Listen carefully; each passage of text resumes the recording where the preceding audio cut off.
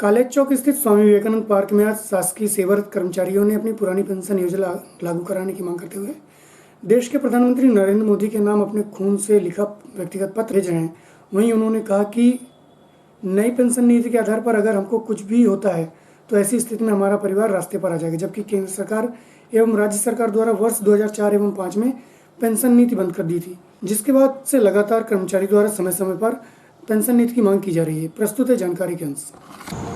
Mobile दे दीजिए, कोई खींच लीजिए, उन्हीं को दे दीजिए। क्या काहे के लिए पत्र लिखा जा रहा है, कैसे भेजेंगे, क्या मांग? आज हम लोग पुरानी पेंशन से वंचित कई विभाग के प्रमुख साथी एकत्रित हुए हैं।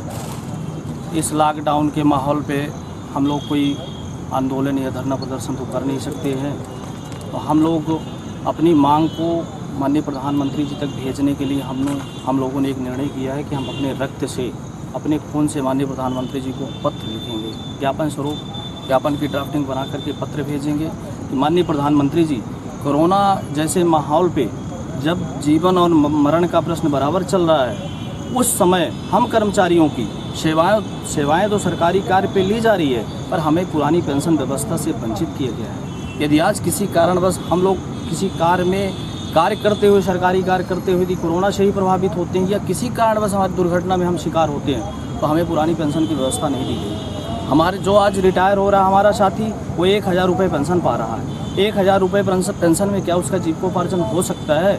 एक तरफ देश में जो नेता हैं, जनप्रतिनिधि हैं, जनसेवक हैं, उनको तो पुरानी पेंशन की व्यवस्था है, पर जो कर्मचारी है, देश सेवक है, जो सेवा करता है, जनता की सेवा करता है, सरकार की सेवा करता है, लगातार सरकार के कार्यों का क्रियान्वयन करवाता है जन जन तक जा करके, उसको पुरानी पेंशन की व्यवस्था आपने बंद कर दी। 2004 से केंद्रीय कर्मचारियों को बंद कर दी गई, 2005 से राज्य सरकार ने केंद्रीय कर्मचारियों को बंद कर दी गई।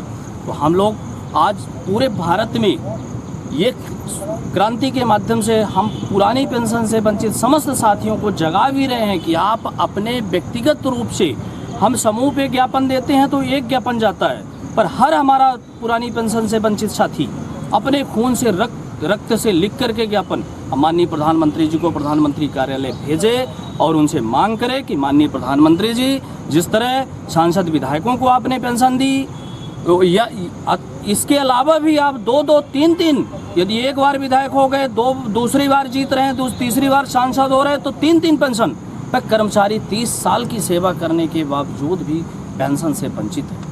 ये अति संवेदनशील मुद्दा है जन जन तक पहुंचाने का।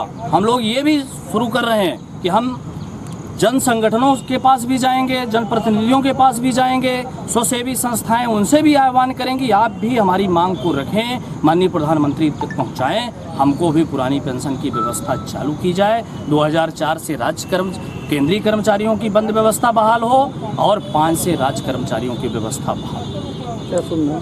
सत्येंद्र सिंह तिवारी।